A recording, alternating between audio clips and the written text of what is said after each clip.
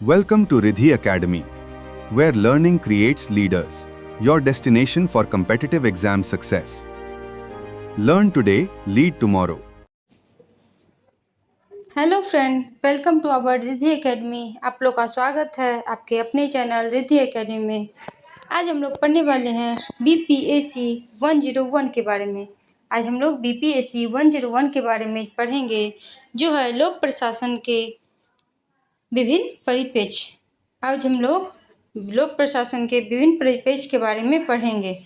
इसमें हम लोग टोटल 50 क्वेश्चन को आज करने वाले हैं। इसमें टोटल कितने क्वेश्चन को आज हम करेंगे? 50 क्वेश्चन को। ये 50 क्वेश्चन आपके स्क्रीन पे ये है। आप सभी इन क्वेश्चन को एक बार अच्छे से ध्यानपूर्वक देख लीजिए, क्योंकि ये सारे प्रश्न जो है आपके एग्ज़ाम के लिए बहुत ही ज़्यादा इम्पोर्टेंट होने वाले हैं। और अभी तक जिन्होंने हमारे चैनल को लाइक सब्सक्राइब नहीं किया है, वो हमारे चैनल को सब्सक्राइब कर दें, आप वीडियो को लाइक कर दें और कमेंट में लिखें कि उन्हें ये वीडियो कैसा लगा और उन्हें नेक्स्ट किस सब्जेक्ट का वीडियो चाहिए। हमारे चैनल को सपोर्ट कीजिए, क्योंकि आपका सपोर्ट हमारे लिए बहुत ज़रूरी है। तो आप सभी प्रश्नों को एक बार अच्छे से देख लीजिए। ये सारे जो क्वेश्चन हैं बहुत ही ज़्यादा इम्पॉर्टेंट क्वेश्चन है, क्योंकि ये एग्ज़ाम में आने की बहुत ज़्यादा। पढ़ेंगे मैक्स वेबर के नौकरशाही दृष्टिकोण पर टिप्पणी लिखिए। मैक्स वेबर के नौकरशाही दृष्टिकोण क्या थे, उसके बारे में हम लोग को बताना है। मैक्स वेबर ने नौकरशाही को प्रशासन का सबसे तर्कसंगत एवं कुशल स्वरूप माना। उनके अनुसार नियमों, पदानुक्रम एवं योग्यता के आधार पर कार्य करने वाली प्रशासनिक व्यवस्था ही प्रभावी प्रशासन सुनिश्चित करती है। वेबर के नौकरशाही दृष्टिकोण की प्रमुख विशेषता बताना है कि प्रमुख विशेषता क्या था। पहला है स्पष्ट पदानुक्रम। इसमें प्रत्येक अधिकारी अपने उच्च अधिकारी के प्रति उत्तरदायी होता है। कार्य विभाजन। इसमें प्रत्येक कर्मचारी का कार्य निश्चित एवं स्पष्ट होता है। तीसरा है नियमों पर आधारित प्रशासन। सभी कार्य निर्धारित नियमों एवं प्रक्रियाओं के अनुसार किए जाते हैं। फिर है योग्यता आधारित नियुक्ति एवं प्रोन्नति योग्यता एवं क्षमता के आधार पर होती है। फिर है अवैतनिकता में है सभी नागरिकों के साथ समान व्यवहार किया जाए। अभिलेख व्यवस्था में है सभी कार्यों का लिखित रिकॉर्ड रखा जाता है। महत्व। अब इसके महत्व क्या है? प्रशासन में दक्षता बढ़ती है, निष्पक्षता एवं पारदर्शिता आती है, उत्तरदायित्व सुनिश्चित होता है। निष्कर्षता। वेबर का नौकरशाही सिद्धांत आधुनिक लोक प्रशासन का आधार माना जाता है। इसकी कुछ सीमाओं के बावजूद आज भी प्रशासनिक व्यवस्था में इसका महत्वपूर्ण स्थान है। नेक्स्ट क्वेश्चन है लोक नीति दृष्टिकोण के विद्वानों द्वारा प्रस्तुत विभिन्न विचारों का परीक्षण कीजिए। लोक नीति दृष्टिकोण के विद्वानों द्वारा प्रस्तुत विभिन्न विचारों का परीक्षण करना है। लोक नीति सरकार द्वारा जनहित में लिए गए निर्णयों एवं कार्यों का समूह है। विभिन्न विद्वानों ने लोक नीति की अवधारणा को अलग अलग दृष्टिकोण से स्पष्ट किया। प्रमुख विद्वानों के विचार में आता है हेरोल्ड रासवेल। उन्होंने लोक नीति को समस्या समाधान की प्रक्रिया माना है। Thomas Dye. सरकार जो करती है या नहीं करती वही लोक नीति है। James Anderson. इन्होंने बताया कि लोक नीति को उद्देश्यपूर्ण सरकारी कार्यों की श्रृंखला बताया। David Easton. समाज में मूल्यों के आधिकारिक आवंटन को लोक नीति कहा। डेविड स्टन ने क्या कहा कि समाज में मूल्यों के आधिकारिक आवंटन ही लोक नीति है। हवर्ड साइमन ने कहा नीति निर्माण में तर्कसंगत निर्णय प्रक्रिया पर बल दिया। महत्व। इनके महत्व क्या क्या थे? इससे जनहित की पूर्ति हुई, प्रशासन को दिशा प्रदान करना पड़ा, विकास एवं कल्याण को बढ़ावा मिला। निष्कर्षतः लोक नीति प्रशासन का महत्वपूर्ण आधार है। विभिन्न विद्वानों ने इसे जन कल्याण एवं प्रभावी शासन का प्रमुख साधन माना है। नेक्स्ट क्वेश्चन है, प्रशासन के सिद्धांतों पर हेनरी फयोल के विचार पर टिप्पणी लिखें। अब प्रशासन के सिद्धांत पर हेनरी फयोल ने अपने क्या विचार दिए उसके बारे में हम लोग को टिप्पणी लिखना है। हेनरी फयोल को आधुनिक प्रशासनिक सिद्धांत का प्रमुख प्रवर्तक माना जाता है। हेनरी फयोल को आधुनिक प्रशासनिक सिद्धांत का प्रमुख प्रवर्तक माना जाता है। उन्होंने प्रशासन को सार्वभौमिक प्रक्रिया मानते हुए 14 सिद्धांत प्रस्तुत किए। हेनरी फयोल ने कुल कितने सिद्धांत प्रस्तुत किए?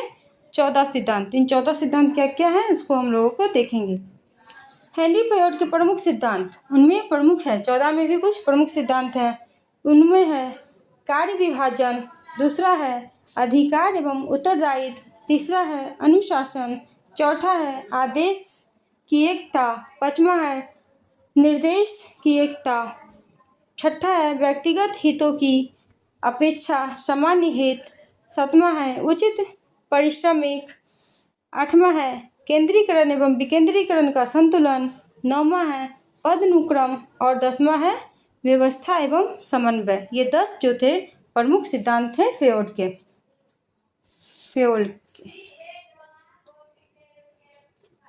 अब महत्व, हेनरी फयोल ने क्या महत्व बताया? प्रशासनिक दक्षता इससे बढ़ती है, संगठन में अनुशासन एवं समन्वय स्थापित होता है, कार्य निष्पादन प्रभावी बनता है। निष्कर्षतः फयोल के प्रशासनिक सिद्धांत आज भी प्रबंधन एवं लोक प्रशासन के क्षेत्र में अत्यंत उपयोगी माने जाते हैं। क्या है? फयोल के प्रशासनिक सिद्धांत आज भी प्रबंधन एवं लोक प्रशासन के क्षेत्र में अत्यंत उपयोगी माने जाते हैं। नेक्स्ट क्वेश्चन है, हर्ट्ज़बर्ग के द्विकारक सिद्धांत पर टिप्पणी लिखिए। हर्ट्ज़बर्ग के द्विकारक सिद्धांत क्या है इसके बारे में हम लोग को टिप्पणी लिखना है। हर्ट्ज़बर्ग ने कर्मचारियों की प्रेरणा को समझने के लिए द्विकारक सिद्धांत प्रस्तुत किया। इसके अनुसार कार्य संतुष्टि एवं असंतुष्टि के कारण अलग अलग होते हैं। हर्ट्ज़बर्ग के 2 प्रमुख कारक कौन कौन थे ये देखेंगे। पहला है प्रेरक कारक। प्रेरक कारक में क्या आ जाएगा? उपलब्धि, मान्यता, उत्तरदायित्व, प्रोन्नति, कार्य में रुचि, ये सब प्रेरक के कारक हैं। और फिर स्वास्थ्य कारक। स्वास्थ्य कारक में क्या आएगा? वेतन, कार्य की परिस्थितियाँ, संगठन की नीतियाँ, नौकरी की सुरक्षा और सहकर्मियों से संबंध, ये सब स्वास्थ्य के कारक में आ जाएंगे।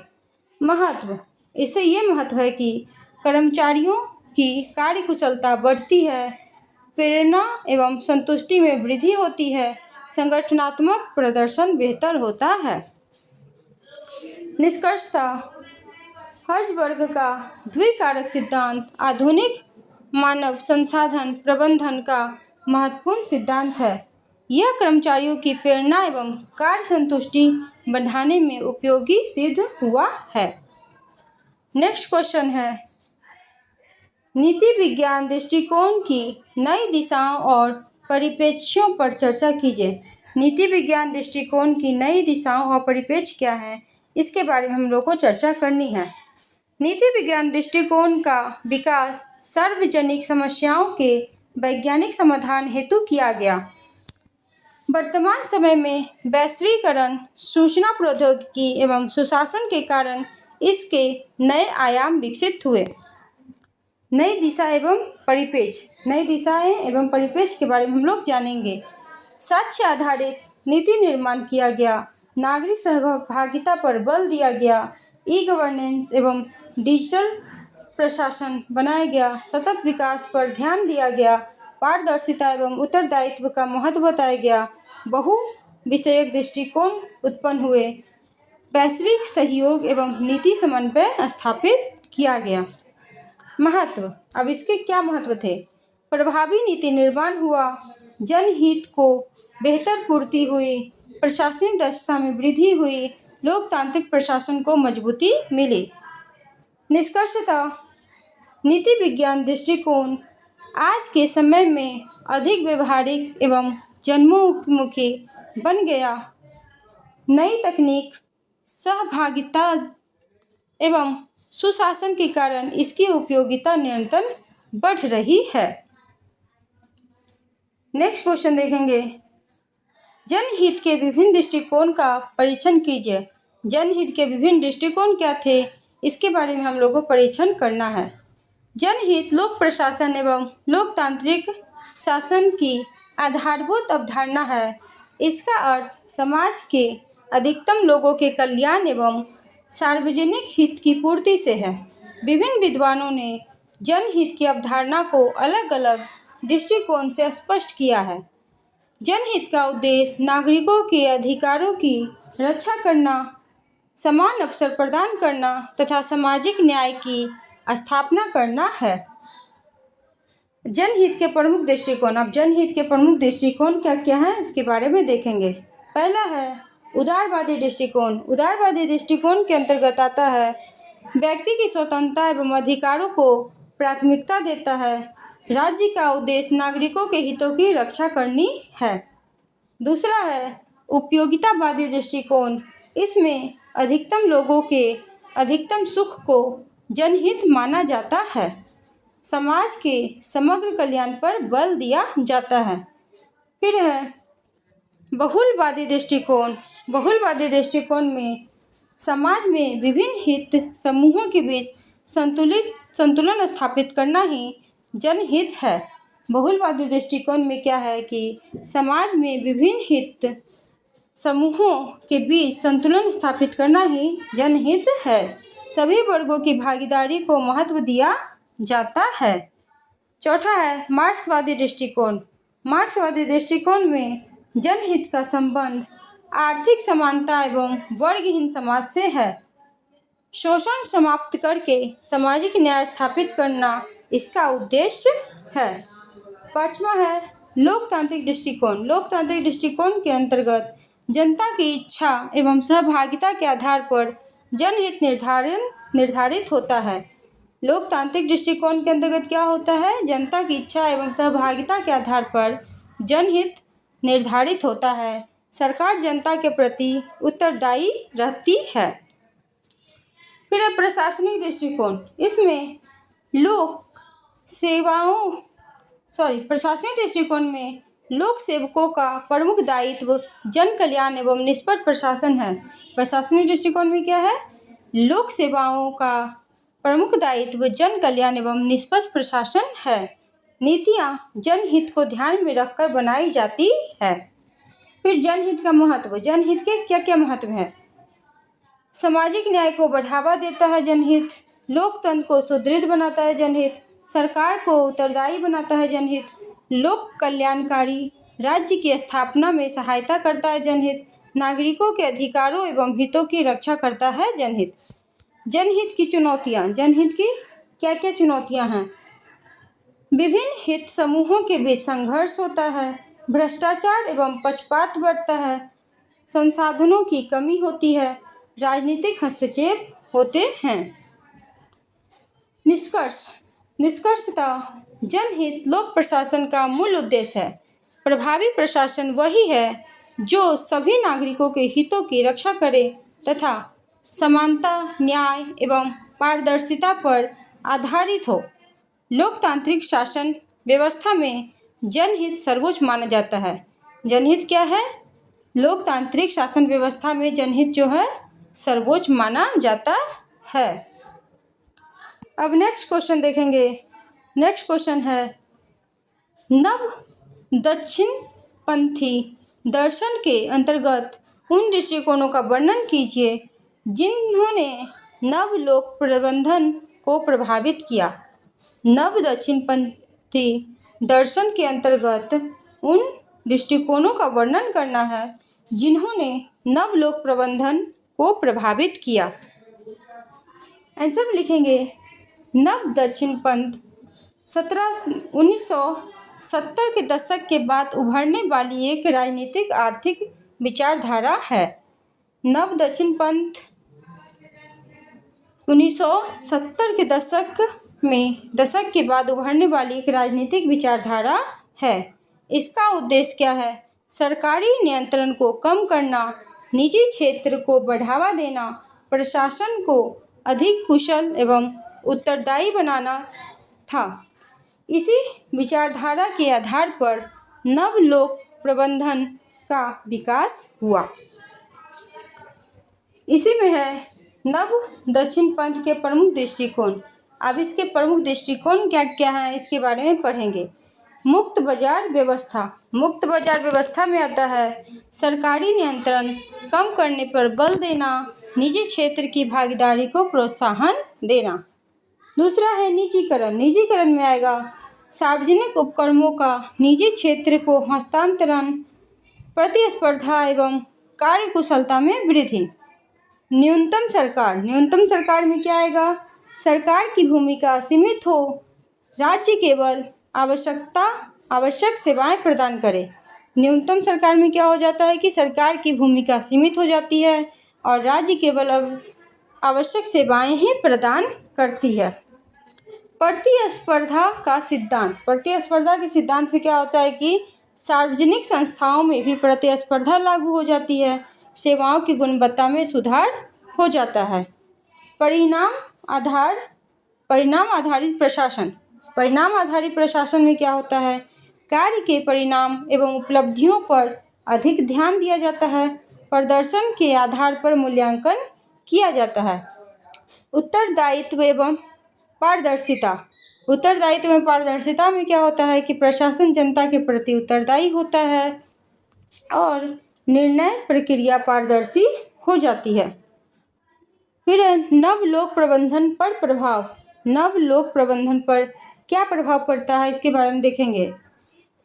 प्रशासन में दक्षता इसकी बढ़ जाती है, नागरिक केंद्रित सेवाओं का विकास होता है, ई गवर्नेंस को बढ़ावा मिलता है, संसाधनों का बेहतर उपयोग होता है। निष्कर्षतः नव दक्षिणपंथी विचारधारा ने नव लोक प्रबंधन को नई दिशा प्रदान की। इससे प्रशासन अधिक कुशल, उत्तरदायी एवं परिणामोन्मुख बना। नेक्स्ट क्वेश्चन देखेंगे। प्रशासन के सिद्धांतों पर HP फ्योल के विचार पर टिप्पणी लिखिए। प्रशासन के सिद्धांत पर HP फ्योल के क्या विचार थे उन पे हम लोगों को टिप्पणी लिखना है। आधुनिक प्रशासनिक सिद्धांत के प्रमुख प्रवर्तक HP फ्योल थे। HP फ्योल क्या थे? आधुनिक प्रशासनिक सिद्धांत के प्रमुख प्रवर्तक थे। उन्होंने प्रशासन को एक सार्वभौमिक प्रक्रिया माना तथा प्रभावी प्रबंधन के लिए 14 सिद्धांत प्रस्तुत किए। अब फ्योल के जो सिद्धांत हैं उसके बारे में हम लोग देखेंगे। फ्योल का सिद्धांत में आ जाता है कार्य विभाजन, अधिकार एवं उत्तरदायित्व, अनुशासन, आदेश की एकता, निर्देशन की एकता, व्यक्तिगत हितों की अपेक्षा सामान्य हित, उचित पारिश्रमिक, केंद्रीकरण एवं विकेंद्रीकरण का संतुलन, पदानुक्रम व्यवस्था,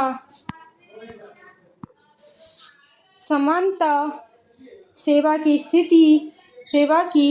स्थिरता, पहल और दल भावना। ये 14 जो थे ये इनके प्रमुख थे। इनके महत्व देखेंगे। अब महत्व क्या क्या है?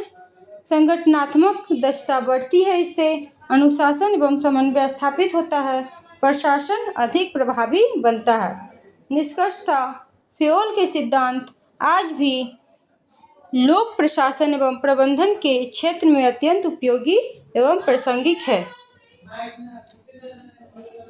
नेक्स्ट क्वेश्चन है हर्ट्ज़बर्ग के द्विकारक सिद्धांत पर टिप्पणी लिखिए। हर्ट्ज़बर्ग के द्विकारक सिद्धांत क्या है इसके बारे में टिप्पणी लिखना है। हर्ट्ज़बर्ग ने कर्मचारियों की प्रेरणा को समझाने के लिए द्विकारक सिद्धांत प्रस्तुत किए। उन्होंने कार्य संतुष्टि एवं असंतुष्टि के कारणों को 2 अलग अलग समूहों में विभाजित किया। उन्होंने क्या किया? कार्य संतुष्टि एवं असंतुष्टि के कारण जो होते हैं उन्हें 2 अलग अलग समूहों में विभाजित किया। पहले देखेंगे इसका प्रेरक कारक में क्या क्या आ जाएगा? उपलब्धि, मान्यता, उत्तरदायित्व, प्रोन्नति, कार्य में रुचि एवं आत्मविश्वास। फिर है स्वास्थ्य कारक में आ जाएगा वेतन, कार्य की परिस्थितियाँ, संगठन की नीतियाँ, नौकरी की सुरक्षा, सहकर्मियों एवं अधिकारियों से संबंध। महत्व, अब इनके महत्व क्या थे? हर्जबर्ग ने क्या महत्व बताया था? कर्मचारियों की कार्य संतुष्टि बढ़ती है, इससे उत्पादकता एवं कार्य कुशलता में वृद्धि होती है, संगठनात्मक विकास को प्रोत्साहन मिलता है। निष्कर्षतः हर्जबर्ग का द्विकारक सिद्धांत आधुनिक मानव संसाधन प्रबंधन का महत्वपूर्ण सिद्धांत है, जो कर्मचारियों की प्रेरणा एवं संगठनात्मक सफलता में महत्वपूर्ण भूमिका को निभाता है। नेक्स्ट क्वेश्चन देखेंगे, नीति विज्ञान दृष्टिकोण की नई दिशाओं और परिप्रेक्ष्यों पर चर्चा कीजिए। नीति विज्ञान दृष्टिकोण की नई दिशाएं क्या है, उनके परिप्रेक्ष्य क्या है, इसके बारे में हम लोग को जाननी है। नीति विज्ञान दृष्टिकोण का विकास सार्वजनिक समस्याओं के वैज्ञानिक समाधान हेतु किया गया। नीति विज्ञान दृष्टिकोण का विकास कब किया गया? सार्वजनिक समस्याओं के वैज्ञानिक समाधान के लिए किया गया। वर्तमान समय में सूचना प्रौद्योगिकी, वैश्वीकरण तथा सुशासन के कारण इसके नए आयाम विकसित हुए।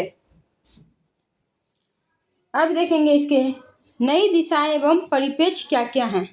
साक्ष्य आधारित नीति निर्माण करना, नागरिक सहभागिता बढ़ाना, ई गवर्नेंस एवं ई डिजिटल प्रशासन, सतत विकास, पारदर्शिता एवं उत्तरदायित्व, बहु विषयक दृष्टिकोण और वैश्विक सहयोग। इसके महत्व को देखेंगे। महत्व में आ जाएगा प्रभावी नीति निर्माण, जनहित की पूर्ति, प्रशासनिक दक्षता में वृद्धि, लोकतांत्रिक शासन को मजबूती। निष्कर्षतः आधुनिक युग में नीति विज्ञान दृष्टिकोण अधिक व्यवहारिक एवं जनोन्मुख बन गया तथा प्रभावी शासन का महत्वपूर्ण आधार है। नेक्स्ट क्वेश्चन है, लोक चयन उपागम से संबंधित विभिन्न विचारधाराओं के योगदान को स्पष्ट कीजिए। लोक चयन उपागम से संबंधित विभिन्न विचारधाराएं क्या क्या हैं, उनके योगदान को स्पष्ट करना है। लोक चयन उपागम लोक प्रशासन का आधुनिक दृष्टिकोण है, जिसमें आर्थिक सिद्धांतों का उपयोग राजनीतिक एवं प्रशासनिक निर्णयों के अध्ययन के लिए किया जाता है। इसके अनुसार राजनेता, नौकरशाह एवं नागरिक सभी अपने अपने हितों के अनुसार निर्णय लेते हैं। प्रमुख विचार एवं योगदान में आता है, व्यक्तिगत हित पर बल दिया गया, तर्क संगत निर्णय का सिद्धांत बना, प्रतिस्पर्धा एवं दक्षता को बढ़ावा मिला, सरकारी हस्तक्षेप को सीमित करने का समर्थन किया गया, निजी क्षेत्र की भागीदारी पर बल दिया गया, उत्तरदायित्व एवं पारदर्शिता में वृद्धि की गई। महत्व, इसके महत्व को देखेंगे। महत्व में आ जाएगा प्रशासन को अधिक कुशल बनाता है, ये भ्रष्टाचार में कमी लाने का प्रयास करता है, संसाधनों का बेहतर उपयोग होता है और जन केंद्रित प्रशासन को बढ़ावा दिया जाता है। निष्कर्षतः लोक चयन उपागम ने लोक प्रशासन में आर्थिक दृष्टिकोण को अपनाकर प्रशासनिक सुधारों एवं नव लोक प्रशासन के विकास में महत्वपूर्ण योगदान दिया है। नेक्स्ट क्वेश्चन है, जनहित के विभिन्न दृष्टिकोण का परीक्षण कीजिए। जनहित के विभिन्न दृष्टिकोण क्या क्या हैं, इसका परीक्षण करना है। भूमिका में लिखेंगे, जनहित लोक प्रशासन की एक महत्वपूर्ण अवधारणा है। इसका अर्थ समाज के सभी वर्गों के कल्याण, समान अवसर, न्याय एवं सार्वजनिक हित की रक्षा से है। विभिन्न विचारकों ने जनहित की व्याख्या अलग अलग दृष्टिकोणों से की है। लोकतंत्र शासन व्यवस्था में जनहित प्रशासन का मुख्य उद्देश्य माना जाता है। अब देखेंगे जनहित के विभिन्न दृष्टिकोण। जनहित के विभिन्न दृष्टिकोण क्या क्या हैं इसके बारे में बताना है। उदारवादी दृष्टिकोण में देखेंगे व्यक्तिगत स्वतंत्रता एवं अधिकारों का सर्वोच्च महत्व देता है। राज्य का मुख्य कार्य नागरिकों के अधिकारों की रक्षा करनी होती है। सीमित सरकारी हस्तक्षेप का समर्थन करता है। अब है उपयोगितावादी दृष्टिकोण। उपयोगितावादी दृष्टिकोण में हो जाता है अधिकतम लोगों के अधिकतम सुख को जनहित मानता है। सार्वजनिक नीतियां समाज के अधिकतम लाभ को ध्यान में रखकर बनाई जाती है। सामूहिक कल्याण पर बल देता है। फिर बहुलवादी दृष्टिकोण। बहुलवादी दृष्टिकोण में हो जाएगा समाज में अनेक हित समूह होते हैं। जनहित इन समूहों के बीच संतुलन एवं समन्वय से निर्धारित होता है और लोकतंत्र सहभागिता को महत्व देता है। फिर है मार्क्सवादी दृष्टिकोण। मार्क्सवादी दृष्टिकोण में आ जाता है जनहित का संबंध आर्थिक एवं सामाजिक समानता से है। वर्ग भेद एवं शोषण समाप्त करने पर बल देता है और समाजवादी व्यवस्था को जनहित का आधार मानता है। फिर है लोकतांत्रिक दृष्टिकोण। लोकतांत्रिक दृष्टिकोण में जनता की इच्छा एवं सहभागिता के आधार पर जनहित निर्धारित होता है। सरकार जनता के प्रति उत्तरदायी रहता है और पारदर्शिता एवं उत्तरदायित्व को बढ़ावा देता है। 6 है प्रशासनिक दृष्टिकोण। प्रशासनिक दृष्टिकोण में आ जाएगा लोक सेवाओं का प्रमुख उद्देश्य जन कल्याण होना चाहिए। प्रशासन निष्पक्ष, पारदर्शी एवं उत्तरदायी होना चाहिए। सार्वजनिक संसाधनों का उपयोग जनहित में किया जाना चाहिए। नेक्स्ट है कल्याणकारी राज्य का दृष्टिकोण। कल्याणकारी राज्य के दृष्टिकोण में आ जाएगा राज्य शिक्षा, स्वास्थ्य, रोजगार एवं सामाजिक सुरक्षा उपलब्ध कराता है। कमजोर एवं वंचित वर्गों के उत्थान पर विशेष बल दिया जाता है। सामाजिक न्याय एवं समान अवसर सुनिश्चित किए जाते हैं। अब जनहित के महत्व क्या है, जनहित के क्या महत्व है इसके बारे में जानेंगे। सामाजिक न्याय एवं समानता को बढ़ावा देता है। लोक कल्याण लोकतांत्रिक शासन को मजबूत बनाता है। जनहित का महत्व क्या है कि जनहित सामाजिक न्याय एवं समानता को बढ़ावा देता है। लोकतांत्रिक शासन को मजबूत बनाता है। सरकार को उत्तरदायी एवं पारदर्शी बनाती है। लोक कल्याणकारी राज्य की स्थापना में सहायता करता है। नागरिकों के अधिकारों एवं हितों की रक्षा करता है। प्रशासन में जन विश्वास को बढ़ाता है। समावेशी एवं सतत विकास को प्रोत्साहित करता है। अब जनहित की प्रमुख चुनौतियाँ। जनहित की प्रमुख चुनौतियाँ क्या क्या हैं उनके बारे में देखना है। विभिन्न हित समूहों के बीच टकराव होता है। भ्रष्टाचार एवं पक्षपात आता है। राजनीतिक हस्तक्षेप बढ़ता है। सीमित संसाधन होते हैं। प्रशासनिक अक्षमता आती है। निष्कर्षतः जनहित लोक प्रशासन का मूल उद्देश्य है। प्रभावी प्रशासन वही है जो निष्पक्षता, समानता, पारदर्शिता एवं उत्तरदायित्व के आधार पर सभी नागरिकों के हितों की रक्षा करे। लोकतांत्रिक शासन व्यवस्था में जनहित को सर्वोच्च प्राथमिकता दी जाती है। निष्कर्षता क्या है कि जनहित लोक प्रशासन का मूल उद्देश्य है। प्रभावी प्रशासन वही है जो निष्पक्षता, समानता, पारदर्शिता और उत्तरदायित्व के आधार पर सभी नागरिकों के हितों की रक्षा करे और लोकतांत्रिक शासन व्यवस्था में जनहित को सर्वोच्च प्राथमिकता दी जाती है। नेक्स्ट क्वेश्चन है इसका, सुशासन की विशेषताओं का वर्णन कीजिए। सुशासन क्या है, इनकी विशेषता क्या है, इसके बारे में हम लोग को बताना है। सुशासन का अर्थ ऐसी शासन व्यवस्था से है जो पारदर्शी, उत्तरदायी, प्रभावी, न्यायपूर्ण तथा जनहितकारी हो। सुशासन का अर्थ क्या है? एक ऐसी शासन व्यवस्था से है जो पारदर्शी, उत्तरदायी, प्रभावी, न्यायपूर्ण तथा जनहितकारी हो। इसका उद्देश्य नागरिकों को गुणवत्तापूर्ण सेवाएं प्रदान करना, कानून का शासन स्थापित करना तथा विकास को सुनिश्चित करना है।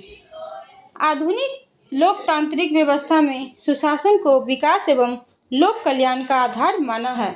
आधुनिक लोकतांत्रिक व्यवस्था में क्या हुआ है? सुशासन को विकास एवं लोक कल्याण का आधार माना जाता है। फिर है सुशासन की प्रमुख विशेषताएं। सुशासन की प्रमुख विशेषताएं क्या क्या हैं इसके बारे में देखेंगे।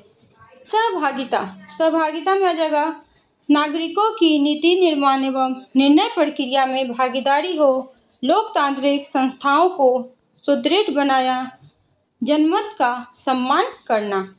फिर है कानून का शासन। कानून के शासन में सभी नागरिक कानून के समक्ष समान होते हैं, निष्पक्ष एवं स्वतंत्र न्याय व्यवस्था होती है, मानव अधिकारों की रक्षा होती है। तीसरा है पारदर्शिता। सरकारी कार्यों में खुलापन आता है, सूचना का अधिकार एवं जवाबदेही होती है, भ्रष्टाचार पर नियंत्रण रहता है। फिर है उत्तरदायित्व। उत्तरदायित्व में आ जाएगा सरकार एवं लोक सेवा जनता के प्रति उत्तरदायी होते हैं।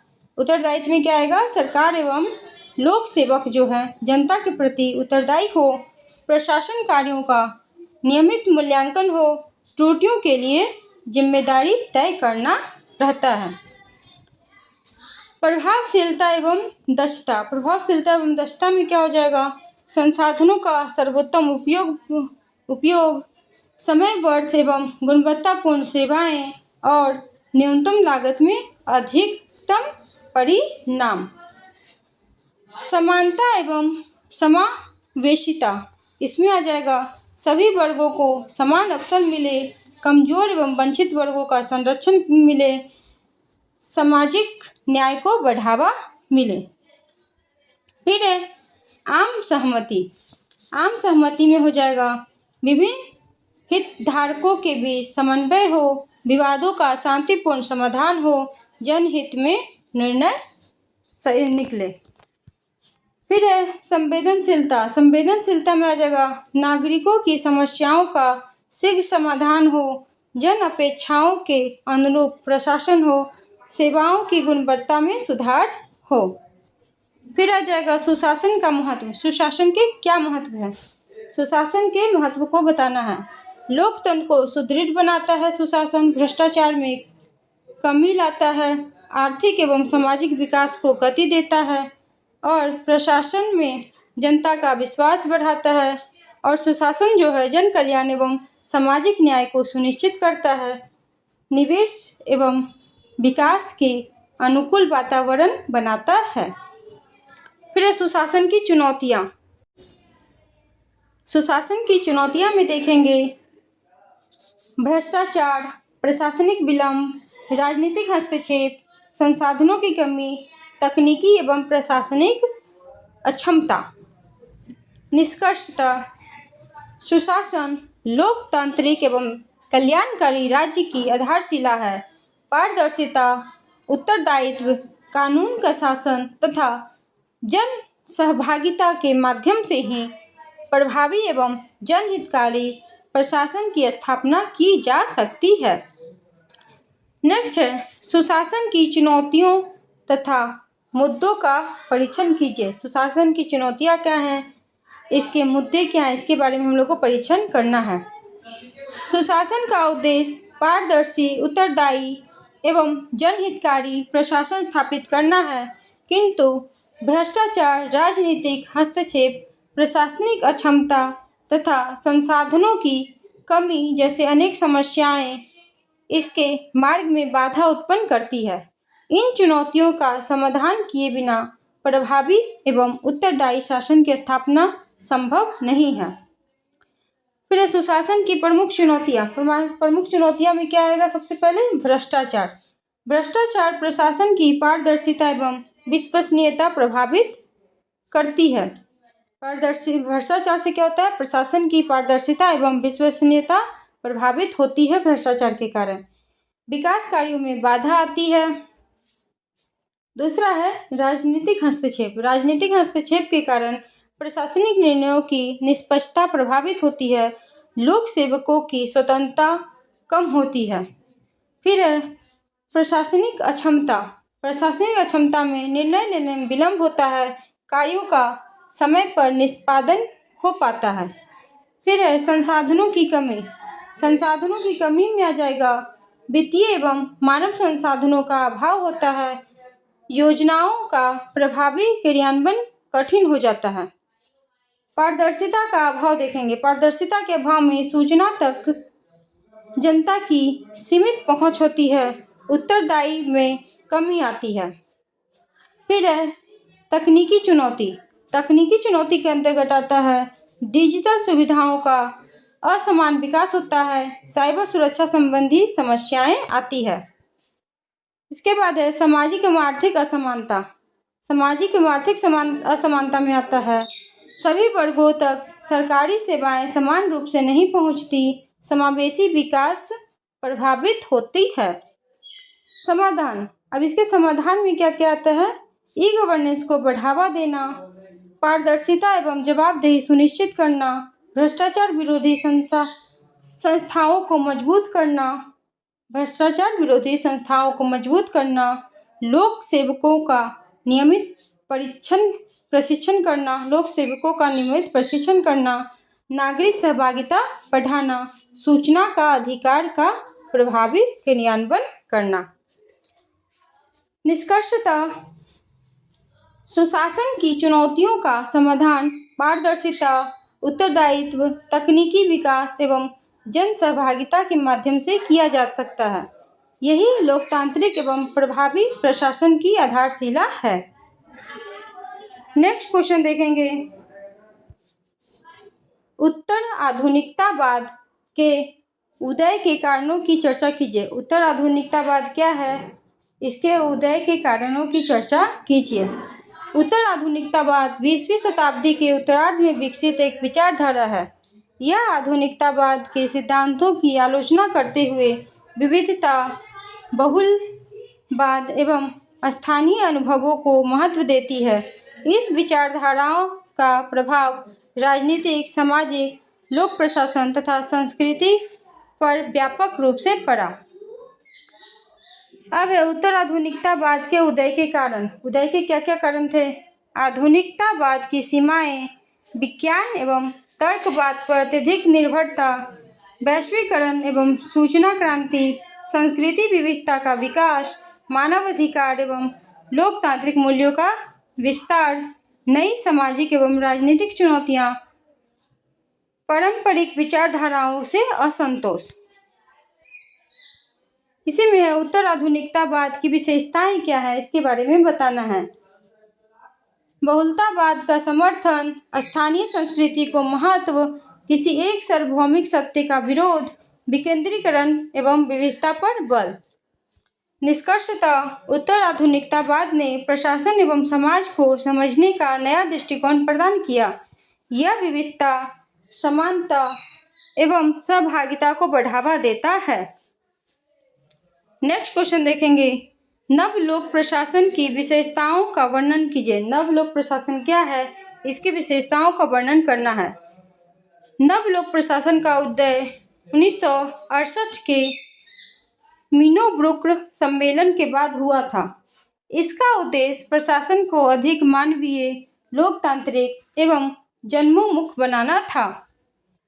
प्रमुख विशेषताएं कौन कौन है, ये देखेंगे। सामाजिक समानता पर बल दिया गया, जन कल्याण को प्राथमिकता दी गई, परिवर्तन एवं नवाचार का समर्थन किया गया, नागरिक सहभागिता बढ़ी, उत्तरदायित्व एवं पारदर्शिता आई, मानवीय मूल्यों पर बल दिया गया और विकेंद्रीकरण हुआ। निष्कर्षतः लोक प्रशासन को केवल नियम आधारित न मानकर सामाजिक न्याय एवं जनहित का माध्यम मानता है। नेक्स्ट क्वेश्चन है रिक्सियन प्रिज्मेटिक शाला मॉडल की व्याख्या कीजिए। रिक्सियन प्रिज्मेटिक शाला मॉडल ने विकासशील देशों की प्रशासनिक व्यवस्था को समझाने के लिए प्रिज्मेटिक शाला मॉडल प्रस्तुत किया। इनके प्रमुख विशेषताएं हैं संक्रमणशील समाज का मॉडल, परंपरा एवं आधुनिकता का मिश्रण, औपचारिक एवं अनौपचारिक व्यवस्थाओं का सह-अस्तित्व, प्रशासनिक विषमता और बहुभूमिका एवं कार्यों का अतिव्यापन, भ्रष्टाचार एवं पक्षपात की संभावना। निष्कर्षतः यह मॉडल विकासशील देशों की प्रशासनिक समस्याएं एवं सामाजिक संरचना को समझाने में अत्यंत उपयोगी माना जाता है। निष्कर्षतः यह मॉडल जो है विकासशील देशों की प्रशासनिक समस्याओं एवं सामाजिक संरचना को समझने में अत्यंत उपयोगी माना जाता है। फिर है लोकतंत्र प्रशासन के प्रति उत्तर आधुनिक दृष्टिकोण के प्रमुख केंद्र बिंदु पर टिप्पणी लिखिए। फिर लिखेंगे उत्तर आधुनिक दृष्टिकोण लोक प्रशासन में पारंपरिक सिद्धांतों की आलोचना करते हुए विविधता, विकेंद्रीकरण एवं नागरिक सहभागिता पर बल देता है। उत्तर आधुनिक दृष्टिकोण जो है लोक प्रशासन में पारंपरिक सिद्धांतों की आलोचना करते हुए विविधता, विकेंद्रीकरण एवं नागरिक सहभागिता पर बल देता है।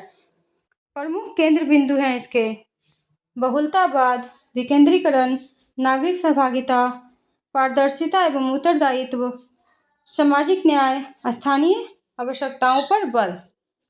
निष्कर्षतः उत्तर आधुनिक दृष्टिकोण ने लोक प्रशासन को अधिक लोकतांत्रिक, लचीला एवं जनोन्मुख बनाने में महत्वपूर्ण योगदान दिया है।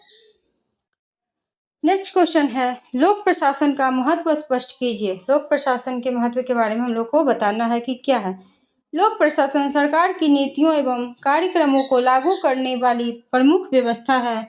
यह शासन एवं जनता के बीच सेतु का कार्य करती है तथा विकास एवं जन कल्याण सुनिश्चित करता है। लोक प्रशासन के महत्व, लोक प्रशासन के क्या महत्व है ये देखना है। सरकारी नीतियों का क्रियान्वयन होता है, कानून एवं व्यवस्था बनाए रखती है, विकास योजनाओं का संचालन होता है, जन सेवाओं की उपलब्धता बढ़ती है, सामाजिक एवं आर्थिक विकास होता है, लोकतांत्रिक शासन में को सुदृढ़ करता है, नागरिकों के अधिकारों की रक्षा करती है। निष्कर्षतः लोक प्रशासन आधुनिक राज्य का आधार है। प्रभावी, पारदर्शी एवं उत्तरदायी प्रशासन ही लोकतांत्रिक शासन तथा जन कल्याण के उद्देश्यों को सफलतापूर्वक प्राप्त कर सकता है। नेक्स्ट क्वेश्चन है लोक प्रशासन का महत्व स्पष्ट कीजिए। लोक प्रशासन क्या है, इसके महत्व को हम लोग को स्पष्ट करना है। लोक प्रशासन सरकार की नीतियों, योजनाओं एवं कार्यक्रमों को प्रभावी ढंग से लागू करने वाली व्यवस्था है। लोक प्रशासन क्या है? लोक प्रशासन जो है सरकार की नीतियों, योजनाओं एवं कार्यक्रमों को प्रभावी ढंग से लागू करने वाली व्यवस्था है। यह सरकार और जनता के बीच एक महत्वपूर्ण कड़ी का कार्य करता है। आधुनिक कल्याणकारी राज्य में लोक प्रशासन का महत्व निरंतर बढ़ता जा रहा है क्योंकि इसके माध्यम से नागरिकों को आवश्यक सेवाएं एवं विकास के लाभ उपलब्ध कराए जाते हैं। अब है लोक प्रशासन का महत्व। लोक प्रशासन के क्या महत्व है? सरकारी नीतियों का क्रियान्वयन करना। सरकारी नीतियों का क्रियान्वयन में है कि सरकार द्वारा बनाई गई नीतियां एवं योजनाओं को लागू करता है, विकास कार्यक्रम को सफल बनाता है। दूसरा है कानून एवं व्यवस्था बनाए रखना। इसमें शांति एवं सुरक्षा बनाए रखता है, नागरिकों के अधिकारों की रक्षा करता है। फिर है जन कल्याणकारी सेवाएं प्रदान करना। इसमें शिक्षा, स्वास्थ्य, पेयजल एवं परिवहन जैसी सेवाएं उपलब्ध कराता है, समाज के कमजोर वर्गों का उत्थान करता है। फिर आर्थिक विकास में योगदान। आर्थिक विकास में क्या क्या योगदान देता है? विकास योजनाओं का संचालन करता है, उद्योग, कृषि एवं रोजगार को बढ़ावा देता है। पांचवा है सामाजिक न्याय की स्थापना। समान अवसर एवं सामाजिक सुरक्षा प्रदान करता है, पिछड़े एवं वंचित वर्गों के विकास में सहायता करता है। छठा है लोकतंत्र को सुदृढ़ बनाना। नागरिकों एवं सरकार के बीच समन्वय स्थापित करता है, प्रशासन को उत्तरदायी एवं पारदर्शी बनाता है। सातवां है आपदा एवं संकट प्रबंधन। प्रकृति एवं मानव निर्मित आपदाओं में राहत एवं पुनर्वास कार्य करता है, जन धन की सुरक्षा सुनिश्चित करता है। निष्कर्षतः लोक प्रशासन आधुनिक राज्य की आधारशिला है। यह केवल शासन का साधन नहीं बल्कि सामाजिक, आर्थिक, राजनीतिक विकास का प्रमुख माध्यम है। प्रभावी, पारदर्शी एवं उत्तरदायी लोक प्रशासन ही सुशासन एवं जन कल्याण की स्थापना कर सकता है। नेक्स्ट क्वेश्चन है, नौकरशाही के स्वरूप पर टिप्पणी लिखिए। नौकरशाही क्या है, इसके स्वरूप पे हमें टिप्पणी लिखनी है। नौकरशाही प्रशासन एक ऐसी व्यवस्था है जिसमें कार्य नियमों, पदानुक्रम एवं योग्यता के आधार पर किए जाते हैं। आधुनिक प्रशासन में यह व्यवस्था दक्षता, निष्पक्षता एवं उत्तरदायित्व सुनिश्चित करने का प्रमुख माध्यम मानी जाती है। अब है नौकरशाही का स्वरूप। नौकरशाही के स्वरूप में देखेंगे, पदानुक्रम पर आधारित व्यवस्था, स्पष्ट कार्य विभाजन, नियमों एवं प्रक्रियाओं का पालन, योग्यता के आधार पर नियुक्ति, अवैतनिक एवं निष्पक्ष प्रशासन, लिखित अभिलेखों का रखरखाव और उत्तरदायित्व एवं अनुशासन। अब इसका महत्व क्या क्या है? महत्व में देखेंगे, प्रशासनिक दक्षता बढ़ती है, इससे निष्पक्ष निर्णय संभव होते हैं, कानून का समान रूप से पालन होता है, प्रशासन में स्थिरता बनी रहती है। निष्कर्षतः नौकरशाही आधुनिक प्रशासन का महत्वपूर्ण अंग है। नौकरशाही जो है आधुनिक प्रशासन का महत्वपूर्ण अंग है। इसके कुछ सीमाएं होने के बावजूद प्रभावी एवं संगठित प्रशासन के लिए इसकी आवश्यकता बनी रहती है। नेक्स्ट क्वेश्चन है, नवलोक प्रशासन की विशेषता का वर्णन कीजिए। नवलोक प्रशासन की विशेषता क्या है, इसके बारे में हम लोगों को जानना है। नवलोक प्रशासन का विकास 1968 के मीनोब्रुक सम्मेलन के बाद हुआ। इसका उद्देश्य प्रशासन को अधिक जनोन्मुख, मानवीय एवं सामाजिक न्याय पर आधारित बनाना था। नवलोक प्रशासन की प्रमुख विशेषताएं में हैं सामाजिक समानता पर बल देना, जनहित एवं जन कल्याण को प्राथमिकता देना, नागरिक सहभागिता को बढ़ावा देना, प्रशासन में परिवर्तन एवं नवाचार उत्पन्न करना, मानवीय मूल्यों पर बल देना, उत्तरदायित्व एवं पारदर्शिता लाना, विकेंद्रीकरण का समर्थन करना, प्रशासनिक संवेदनशीलता को बढ़ावा देना। निष्कर्षतः लोक प्रशासन ने प्रशासन को केवल नियम आधारित व्यवस्था न मानकर सामाजिक परिवर्तन एवं जन कल्याण का प्रभावी माध्यम बनाया। नेक्स्ट क्वेश्चन है, रिक्सियन प्रिज्मेटिक शाला मॉडल की व्याख्या कीजिए। रिक्सियन प्रिज्मेटिक शाला मॉडल क्या है, इसके बारे में बताना है। फ्रेड डब्ल्यू रिग ने विकासशील देशों की प्रशासनिक व्यवस्था को समझाने के लिए प्रिज्मेटिक शाला मॉडल प्रस्तुत किया। यह मॉडल परंपरागत एवं आधुनिक समाज के बीच संक्रमणशील व्यवस्था का अध्ययन करता है। मुख्य विशेषता में इसका आ जाएगा,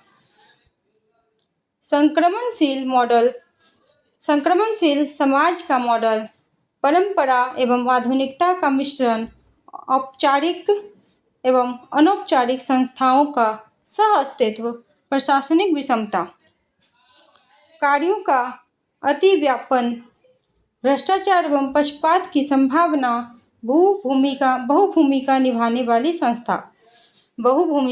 वाली संस्थाएं। इसके महत्व क्या है? महत्व में आ जाएगा, विकासशील देशों की प्रशासनिक समस्याओं को समझने में सहायक या तुलनात्मक लोक प्रशासन के अध्ययन में यह उपयोगी हुआ। निष्कर्षतः रिक्स ने प्रिज्मेटिक शाला मॉडल विकासशील देशों की प्रशासनिक संरचना एवं समस्याओं को समझाने वाला एक महत्वपूर्ण सिद्धांत है। नेक्स्ट क्वेश्चन है, लोक प्रशासन के प्रति उत्तर आधुनिक दृष्टिकोण के प्रमुख केंद्र बिंदु पर टिप्पणी लिखिए। उत्तर आधुनिक दृष्टिकोण लोक प्रशासन में विविधता, विकेंद्रीकरण, नागरिक सहभागिता एवं मानवीय मूल्यों पर बल देता है। यह पारंपरिक प्रशासनिक सिद्धांतों की सीमाओं को उजागर करता है।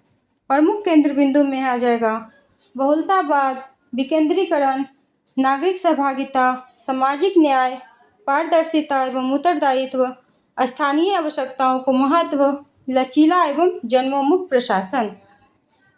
निष्कर्षतः उत्तर आधुनिक दृष्टिकोण ने लोक प्रशासन को अधिक लोकतांत्रिक, सहभागिता एवं नागरिक केंद्रित बनाने में महत्वपूर्ण योगदान दिया। नेक्स्ट क्वेश्चन है हमारा, निर्णय निर्माण मॉडल की व्याख्या कीजिए। निर्णय निर्माण मॉडल क्या है, इसको व्याख्या करनी है। निर्णय निर्माण प्रशासन का एक महत्वपूर्ण कार्य है। इसके माध्यम से उपलब्ध विकल्पों में से सर्वोत्तम विकल्प का चयन किया जाता है। प्रभावी निर्णय निर्माण से प्रशासनिक दक्षता एवं संगठनात्मक सफलता सुनिश्चित होती है। निर्णय निर्माण के प्रमुख मॉडल में आता है तर्कसंगत मॉडल। तर्कसंगत मॉडल में आता है सभी विकल्पों का वैज्ञानिक विश्लेषण, सर्वोत्तम विकल्प का चयन। सीमित तर्कसंगतता मॉडल में आता है सीमित जानकारी एवं संसाधनों के आधार पर निर्णय। हर्बर्ट साइमन द्वारा प्रतिपादित किया गया था। बुद्धिशील मॉडल में होता है छोटे छोटे परिवर्तनों के आधार पर निर्णय, पूर्व निर्णयों में क्रमिक सुधार। फिर है मिश्रित स्कैनिंग मॉडल। मिश्रित स्कैनिंग मॉडल में आ जाता है व्यापक एवं क्रमिक दोनों दृष्टिकोणों का समन्वय। सहभागी मॉडल में आ जाता है निर्णय प्रक्रिया में कर्मचारियों एवं हितधारकों की भागीदारी। निष्कर्षतः उचित निर्णय निर्माण प्रशासन की सफलता का आधार है। विभिन्न परिस्थितियों के अनुसार विभिन्न निर्णय मॉडल अपनाकर प्रशासन को अधिक प्रभावी एवं उत्तरदायी बनाया जा सकता है। नेक्स्ट क्वेश्चन है लोक नीति की अवधारणा एवं विशेषताओं की व्याख्या कीजिए। लोक नीति की अवधारणा क्या है, इनकी विशेषता क्या है, इसके बारे में हम लोग को बताना है। लोक नीति से आशय उन निर्णयों, कार्यक्रमों एवं कार्यों से है जिन्हें सरकार जनता के हित एवं सामाजिक विकास के लिए अपनाती है। यह शासन को दिशा प्रदान करती है तथा सार्वजनिक समस्याओं के समाधान का आधार बनती है। लोक नीति की प्रमुख विशेषताएं। लोक नीति की प्रमुख विशेषताएं में आ जाएगा जनहित पर आधारित, सरकार द्वारा निर्मित एवं लागू, उद्देश्यपूर्ण एवं योजनाबद्ध, गतिशील एवं परिवर्तनशील, कानून एवं संविधान के अनुरूप, समाज की समस्याओं के समाधान का माध्यम, सार्वजनिक संसाधनों का उचित उपयोग। महत्व। अब इसके महत्व क्या है? महत्व में आ जाएगा विकास योजनाओं को दिशा प्रदान करती है, जन कल्याण सुनिश्चित करती है, प्रशासनिक निर्णयों में एकरूपता लाती है, सामाजिक एवं आर्थिक विकास को गति देती है। निष्कर्षतः लोक नीति सुशासन एवं प्रभावी प्रशासन का आधार है। यह सरकार को जनहित में निर्णय लेने तथा विकासात्मक लक्ष्यों को प्राप्त करने में सहायता प्रदान करती है। नेक्स्ट क्वेश्चन है लोक चयन उपागम की प्रमुख विशेषताओं का वर्णन कीजिए।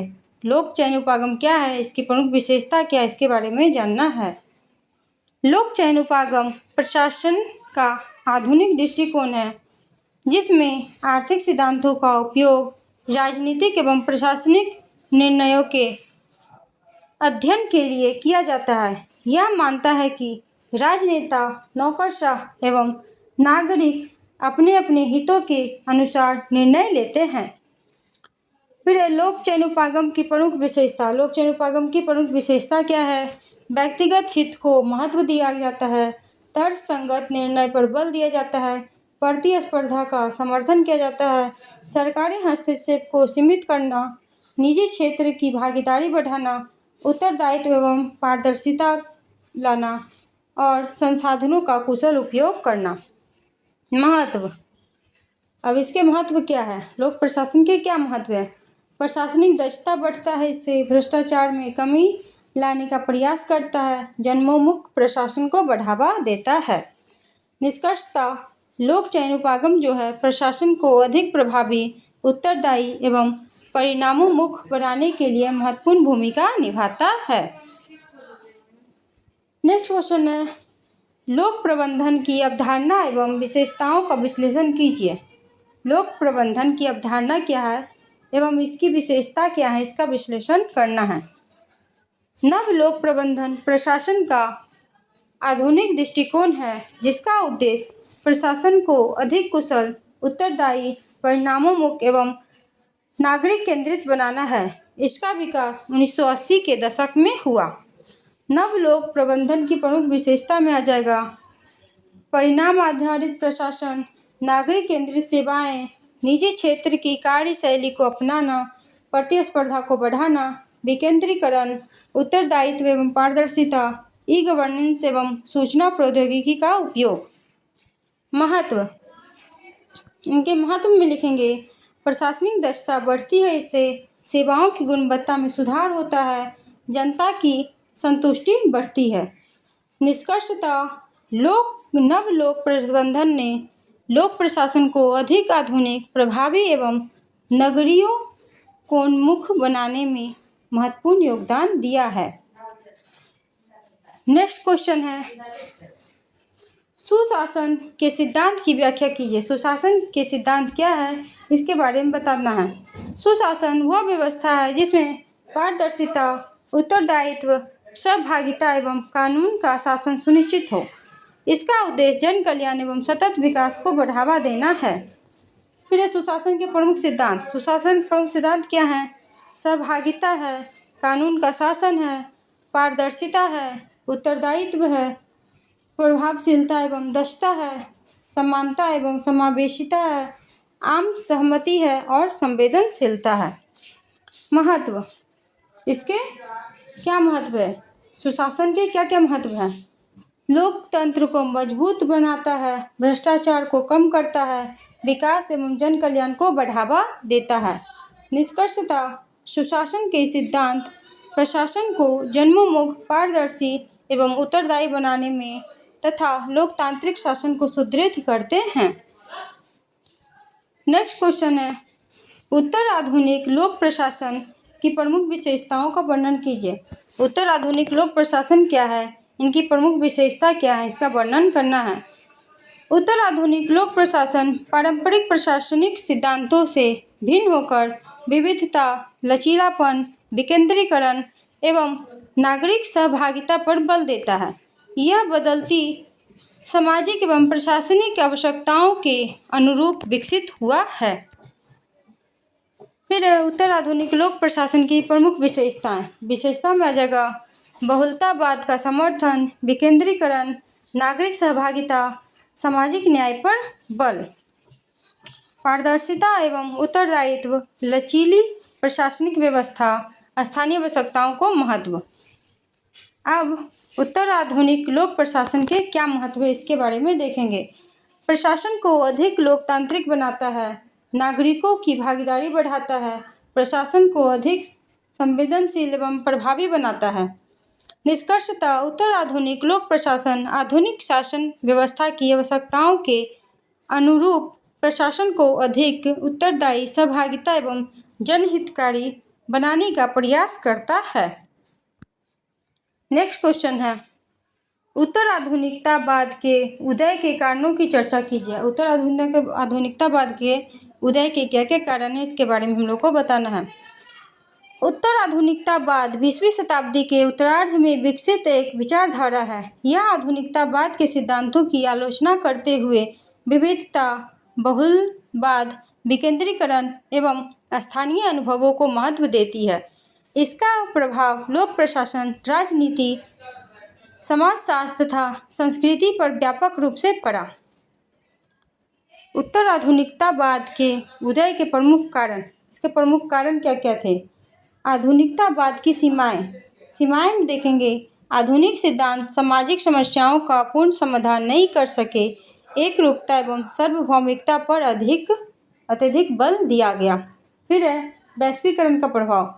विश्व स्तर पर संस्कृति एवं आर्थिक परिवर्तन हुए, नई चुनौतियों ने नए विचारों को जन्म दिया। फिर है सूचना एवं संचार क्रांति। इसमें सूचना प्रौद्योगिकी के विकास से ज्ञान विकसित हुआ, विभिन्न विचारधाराओं का तेजी से प्रसार हुआ। फिर है बहुलतावाद का विकास। बहुलतावाद का विकास में क्या हुआ? विभिन्न संस्कृतियों एवं समुदायों को महत्व मिला, विविधता को स्वीकार किया गया। फिर है लोकतंत्र मूल्यों का विस्तार। लोकतंत्र मूल्यों के विस्तार में आता है मानव अधिकार एवं नागरिक अधिकारों के प्रति जागरूकता बढ़ी, नागरिक सहभागिता को बढ़ावा मिला। छठा है पारंपरिक विचारधाराओं से असंतोष। कठोर प्रशासनिक एवं राजनीतिक व्यवस्थाओं की आलोचना हुई, लचीली एवं मानवीय व्यवस्था की आवश्यकता महसूस हुई। सातवां है सामाजिक एवं आर्थिक परिवर्तन। इसमें औद्योगिकीकरण, नगरीकरण, एवं तकनीकी विकास से नई प्रशासनिक चुनौतियां उत्पन्न हुई। महत्व, इनके महत्व क्या क्या थे? विविधता एवं बहुलतावाद को बढ़ावा मिला, नागरिक केंद्रित प्रशासन का विकास हुआ, लोकतांत्रिक एवं सहभागी शासन को प्रोत्साहन मिला। लोकतांत्रिक एवं सहभागी शासन को प्रोत्साहन मिला। निष्कर्षतः आधुनिकतावाद ने प्रशासन एवं समाज को समझने का नया दृष्टिकोण प्रदान किया। यह बदलते समय की आवश्यकताओं के अनुरूप अधिक लोकतांत्रिक, लचीले एवं जनोन्मुख प्रशासन का समर्थन करता है। नेक्स्ट क्वेश्चन है, लोक प्रशासन का महत्व। लोक प्रशासन के क्या महत्व है, इसके बारे में हम लोग को बताना है। लोक प्रशासन सरकार की नीतियों एवं योजनाओं को लागू करने वाली प्रमुख व्यवस्था है। यह सरकार एवं जनता के बीच सेतु का कार्य करता है तथा विकास एवं जन कल्याण सुनिश्चित करता है। मुख्य बिंदु में आ जाएगा, सरकारी नीतियों एवं योजनाओं का क्रियान्वयन करता है, कानून एवं व्यवस्था बनाए रखता है, जन कल्याणकारी सेवाओं का संचालन करता है, आर्थिक एवं सामाजिक विकास को बढ़ावा देता है, लोकतंत्र को सुदृढ़ बनाता है, आपदा एवं संकट प्रबंधन करता है। निष्कर्षतः लोक प्रशासन आधुनिक राज्य की आधारशिला है तथा सुशासन एवं जन कल्याण के प्रति प्रमुख माध्यम है। नेक्स्ट क्वेश्चन है, नौकरशाही का स्वरूप बताइए। नौकरशाही प्रशासन एक ऐसी व्यवस्था है जिसमें कार्य नियमों, पदानुक्रम एवं योग्यता के आधार पर किए जाते हैं। नौकरशाही प्रशासन एक ऐसी व्यवस्था है जिसमें कार्य नियमों, पदानुक्रम एवं योग्यता के आधार पर किए जाते हैं। इसका उद्देश्य प्रशासन में दक्षता एवं निष्पक्षता बनाए रखना है। मुख्य बिंदु में आ जाएगा, पदानुक्रम पर आधारित संगठन, स्पष्ट कार्य विभाजन, नियमों एवं प्रक्रियाओं का पालन, योग्यता आधारित नियुक्ति, अवैतनिक प्रशासन और लिखित अभिलेखों का रखरखाव। निष्कर्षतः नौकरशाही आधुनिक प्रशासन की एक प्रभावी व्यवस्था है। नौकरशाही क्या है? आधुनिक प्रशासन की एक प्रभावी व्यवस्था है जो प्रशासनिक स्थिरता एवं दक्षता सुनिश्चित करती है। नेक्स्ट क्वेश्चन है, नव लोक प्रशासन की विशेषताएं क्या है, बताइए।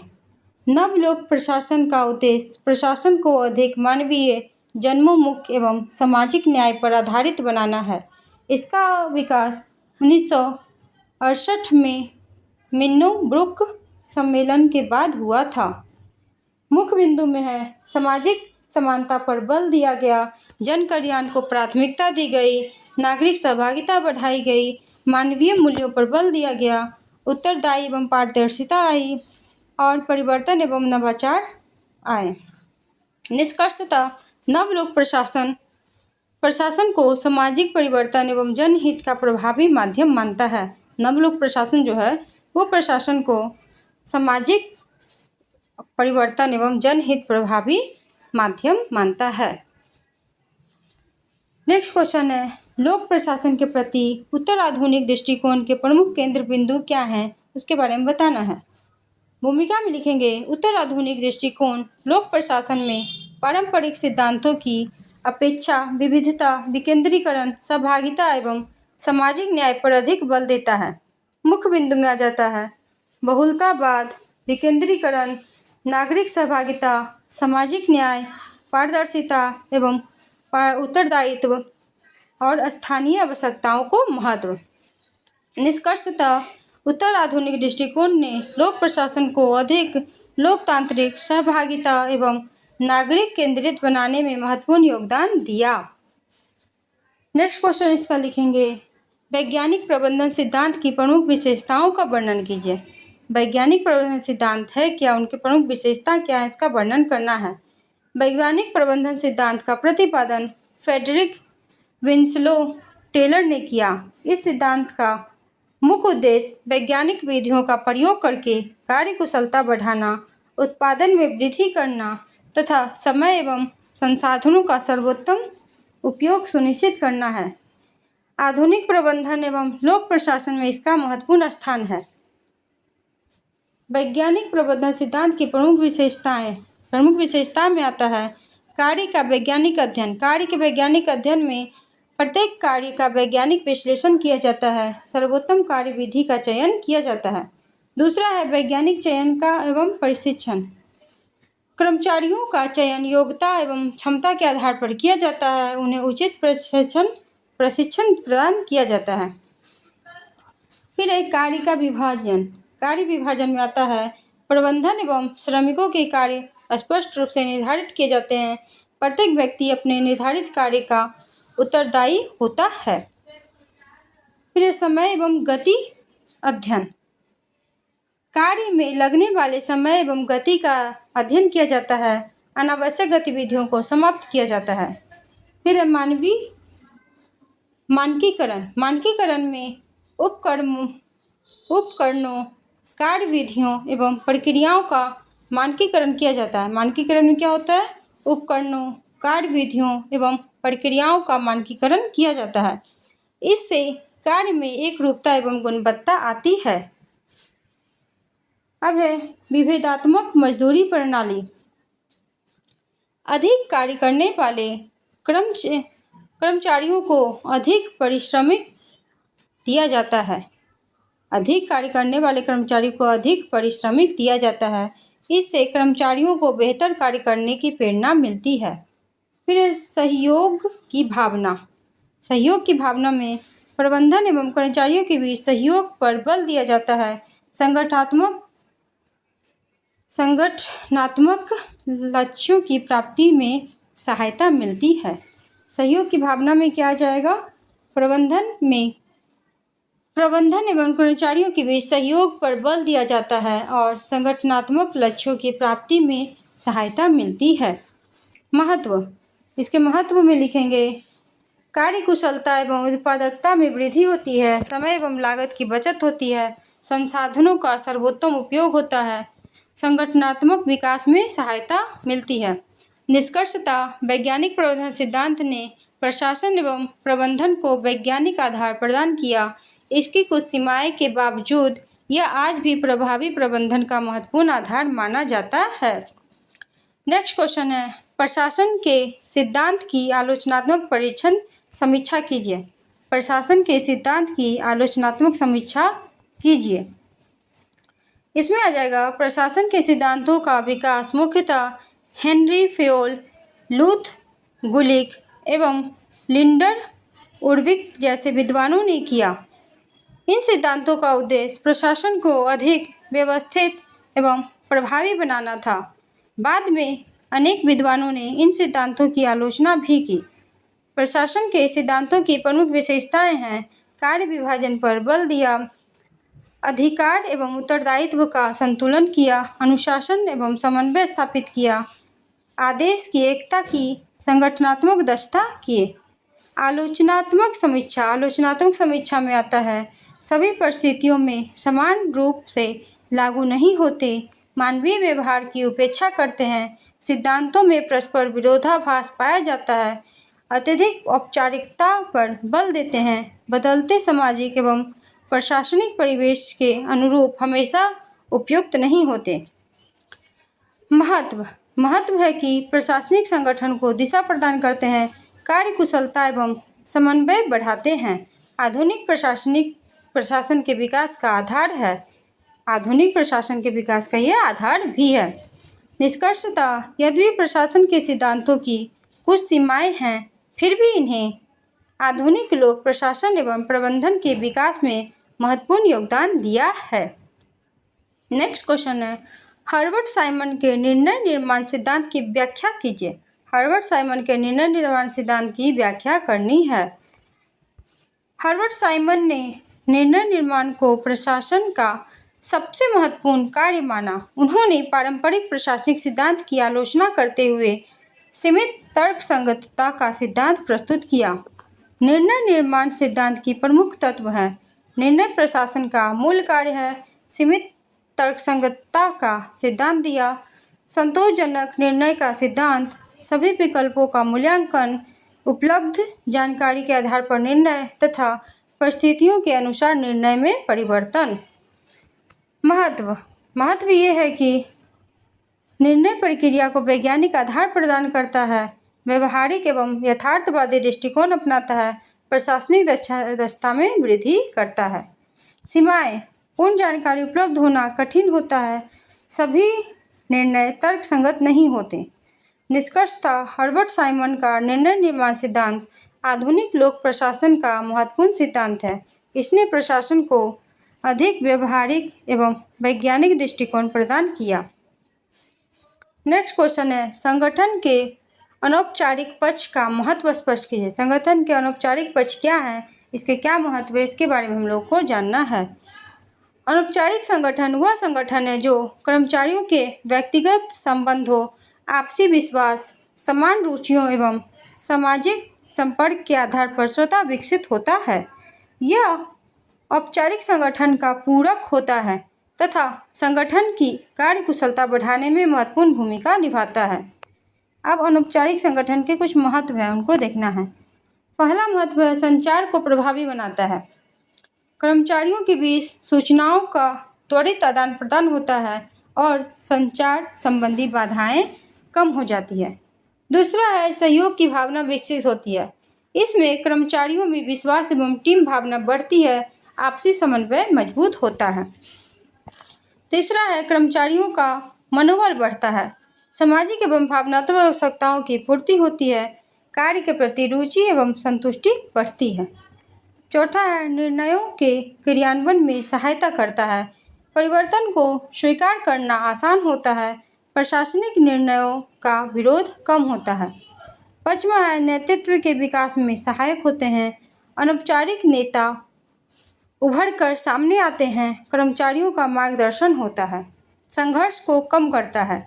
छठा में संघर्ष को कम करता है, विवादों का समाधान आपसी समझ से हो जाता है, कार्य वातावरण बेहतर बनाता है।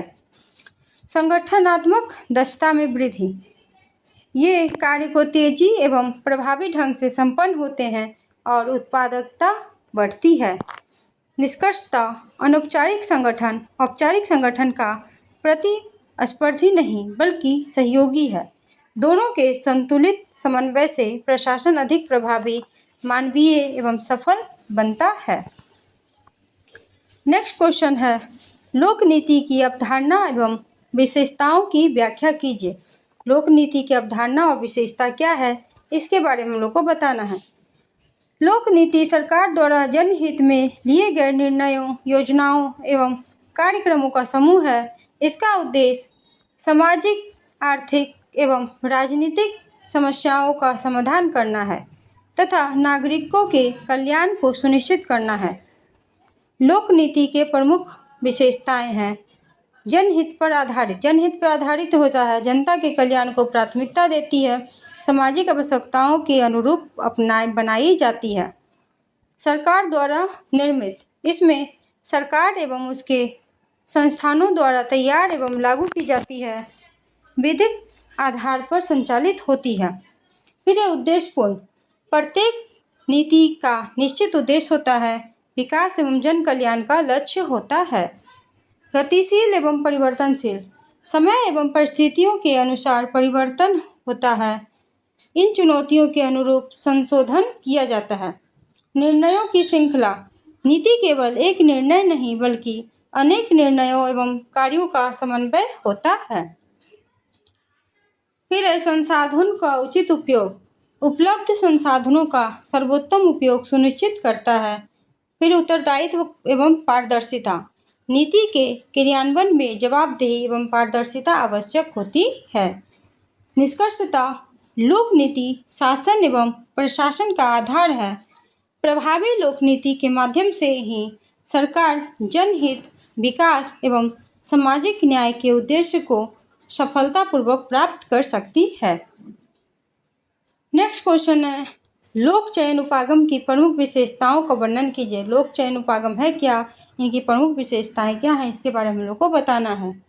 लोक चयन उपागम लोक प्रशासन का आधुनिक दृष्टिकोण है। इसमें आर्थिक सिद्धांतों का उपयोग राजनीतिक एवं प्रशासनिक निर्णयों के अध्ययन के लिए किया जाता है। यह मानता है कि सभी व्यक्ति अपने हित को ध्यान में रखकर निर्णय लेते हैं। फिर है लोक चयनोपागम की प्रमुख विशेषता। व्यक्तिगत हित पर बल दिया जाता है, तर्क संगत निर्णय का सिद्धांत होता है, प्रतिस्पर्धा का समर्थन किया जाता है, सरकारी हस्तक्षेप को सीमित करना, निजी क्षेत्र की भागीदारी और उत्तरदायित्व एवं पारदर्शिता, संसाधनों का कुशल उपयोग, नागरिक केंद्रित प्रशासन। निष्कर्षतः लोक चयनोपागम ने प्रशासन को अधिक कुशल, उत्तरदायी एवं परिणामोन्मुख बनाने में महत्वपूर्ण योगदान दिया है। नेक्स्ट क्वेश्चन है इसका, नवलोक प्रबंधन की अवधारणा एवं विशेषताओं का विश्लेषण कीजिए। नवलोक प्रबंधन प्रशासन का आधुनिक दृष्टिकोण है जिसका उद्देश्य प्रशासन को अधिक कुशल, उत्तरदायी, परिणामोन्मुख एवं नागरिक केंद्रित बनाना है। नवलोक प्रबंधन का विकास कब हुआ था? 1980 के दशक में हुआ था। फिर से देखेंगे, नवलोक प्रबंधन प्रशासन की आधुनिक दृष्टिकोण है जिसका उद्देश्य प्रशासन को अधिक कुशल, उत्तरदायी, परिणामोन्मुख एवं नागरिक केंद्रित बनाना है। इसका विकास 1980 के दशक में हुआ था। नवलोक प्रबंधन की प्रमुख विशेषताएं क्या क्या हैं? परिणाम आधारित प्रशासन, नागरिक केंद्रित सेवाएं, निजी क्षेत्र की कार्यशैली को अपनाना, प्रतिस्पर्धा को बढ़ावा देना, विकेंद्रीकरण करना, उत्तरदायित्व एवं पारदर्शिता लाना, प्रदर्शन आधारित मूल्यांकन करना, सूचना प्रौद्योगिकी एवं ई-गवर्नेंस का उपयोग करना। निष्कर्षतः नवलोक प्रबंधन ने प्रशासन को अधिक आधुनिक, प्रभावी एवं नागरिकोन्मुख बनाने में महत्वपूर्ण योगदान दिया है। नेक्स्ट क्वेश्चन देखेंगे इसका, सुशासन के सिद्धांत की व्याख्या कीजिए। सुशासन के क्या सिद्धांत है, इसकी व्याख्या करनी है। सुशासन एक ऐसी शासन व्यवस्था है जिसमें पारदर्शिता, उत्तरदायित्व, सहभागिता एवं कानून का शासन सुनिश्चित हो। इसका उद्देश्य जन कल्याण, न्याय एवं सतत विकास को बढ़ावा देना है। सुशासन के प्रमुख सिद्धांत क्या क्या हैं? सहभागिता, कानून का शासन, पारदर्शिता, उत्तरदायित्व, प्रभावशीलता एवं दक्षता, समानता एवं समावेशिता, आम सहमति, संवेदनशीलता। निष्कर्षतः सुशासन के सिद्धांत प्रशासन को जन्मोन्मुख, पारदर्शी और उत्तरदायी एवं प्रभावी बनाते हैं। नेक्स्ट क्वेश्चन इसका देखेंगे, उत्तर आधुनिक लोक प्रशासन की प्रमुख विशेषताओं का वर्णन कीजिए। उत्तर आधुनिक लोक प्रशासन की प्रमुख विशेषता क्या है, इसके बारे में हम लोग को बताना है। उत्तर आधुनिक लोक प्रशासन पारंपरिक प्रशासनिक सिद्धांतों से भिन्न होकर विविधता, विकेंद्रीकरण, नागरिक सहभागिता तथा सामाजिक न्याय पर बल देता है। इसका उद्देश्य प्रशासन को अधिक लोकतांत्रिक एवं जन्मोन्मुख बनाना है।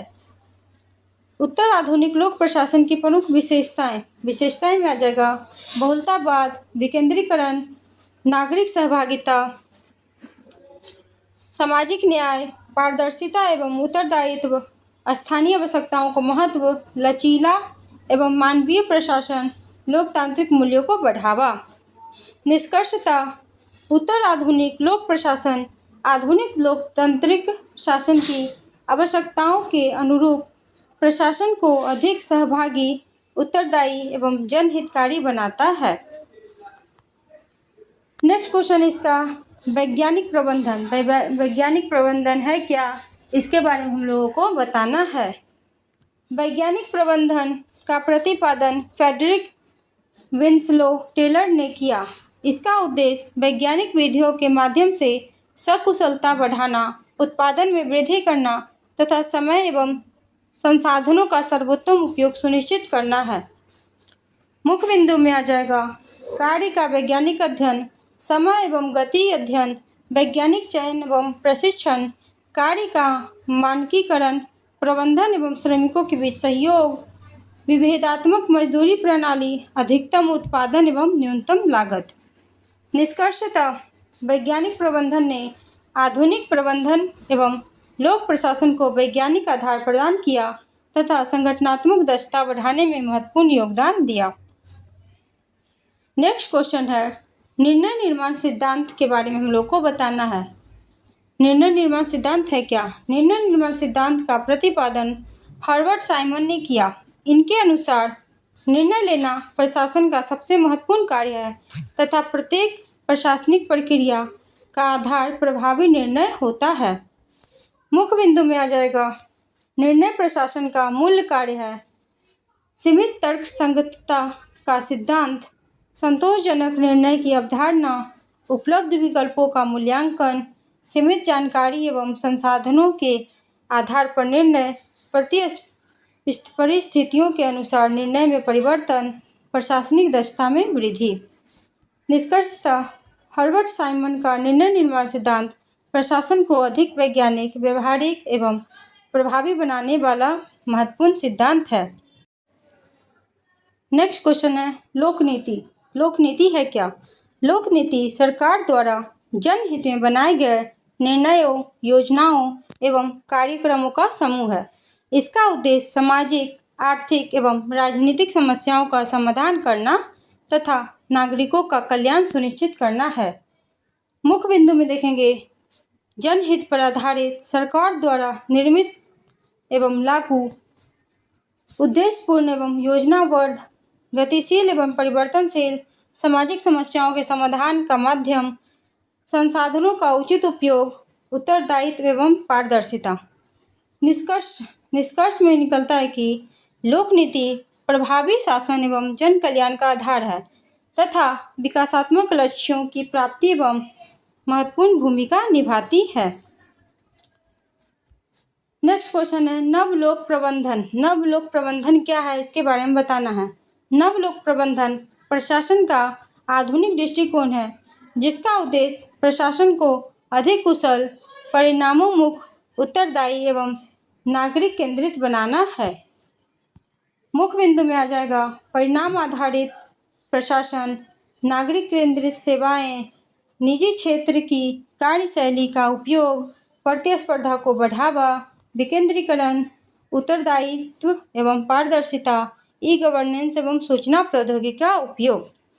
निष्कर्षतः नवलोक प्रबंधन ने प्रशासनिक दक्षता एवं सेवा गुणवत्ता में सुधार लाकर आधुनिक लोक प्रशासन को नई दिशा प्रदान की। नेक्स्ट क्वेश्चन है, सुशासन। सुशासन है क्या?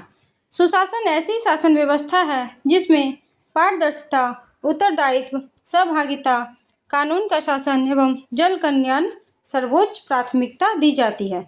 सुशासन क्या है? सुशासन एक ऐसी शासन व्यवस्था है जिसमें पारदर्शिता, उत्तरदायित्व, सहभागिता, कानून का शासन एवं जन कल्याण को सर्वोच्च प्राथमिकता दी जाती है। मुख्य बिंदु में आ जाएगा, पारदर्शिता, उत्तरदायित्व, सहभागिता, कानून का शासन, प्रभावशीलता एवं दक्षता, समानता एवं समावेशिता, जनहित एवं सामाजिक न्याय। निष्कर्षतः सुशासन लोकतांत्रिक एवं कल्याणकारी राज्य की आधारशिला है तथा प्रभावी एवं उत्तरदायी प्रशासन का प्रमुख आधार है। नेक्स्ट क्वेश्चन है हम लोग का और लास्ट क्वेश्चन है। प्लीज़ आप लोग हमारे चैनल को सपोर्ट कीजिए, लाइक, सब्सक्राइब और कमेंट कीजिए। Please support my channel. Last question है हम लोग का, उत्तर आधुनिक लोक प्रशासन। उत्तर आधुनिक लोक प्रशासन है क्या, इसके बारे में बताना है। उत्तर आधुनिक लोक प्रशासन पारंपरिक प्रशासनिक सिद्धांतों से भिन्न होकर विविधता, विकेंद्रीकरण, नागरिक सहभागिता, सामाजिक न्याय एवं मानवीय मूल्यों पर बल देता है। मुख्य बिंदु में आता है बहुलतावाद, विकेंद्रीकरण, नागरिक सहभागिता, सामाजिक न्याय, पारदर्शिता एवं उत्तरदायित्व, स्थानीय आवश्यकताओं को महत्व, लचीला एवं जनोन्मुख प्रशासन। निष्कर्षतः उत्तर आधुनिक लोक प्रशासन आधुनिक लोकतांत्रिक शासन की आवश्यकताओं के अनुरूप अधिक सहभागी, उत्तरदायी एवं नागरिक केंद्रित प्रशासन की स्थापना पर बल देता है। तो हमारा वीडियो यहीं ख़त्म होता है। आपको ये वीडियो कैसा लगा, अपनी राय हमारे कमेंट बॉक्स में ज़रूर लिखिए। Thank you for the watching this video. Thank you for watching this video. For complete exam preparation, subscribe to Riddhi Academy. Learn today, lead tomorrow.